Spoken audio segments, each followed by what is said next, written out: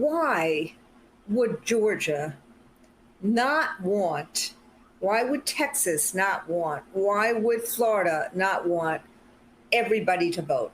Isn't that the American dream? Isn't that the governed by the people? Isn't that the what we do in America? That Why would they stop people from voting? And then we're going to get to what happened since Shelby. From the beginning, we have never actually wanted everyone to vote. This country was founded on letting everyone they thought was valuable vote. So it began with wealthy landowning white men. We had to fight to add Black men, then white women. Native Americans didn't get citizenship in this country until 1924, so they were never even considered. It took not only the Voting Rights Act, but the Immigration and Naturalization Act of 1965, because in 1790, this country declared that only white people of good character could move here. And so our expansion with additional communities of color happened largely because the country got larger, not because we became more welcoming until 1965.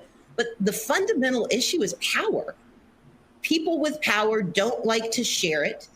And they know that if you share it with the people who had the least amount of power, they're probably not going to do with it what you would have had them do.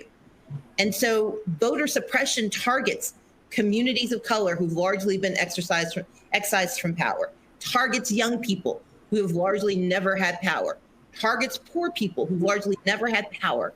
They don't want to expand who votes because they don't want the change that comes with more voices being added.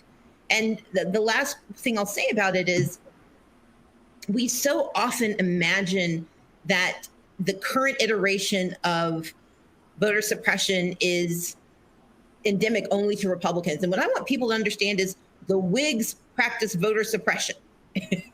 So from the beginning of the country. So the Whigs did it, the Democrats did it, and the Republicans are doing it now.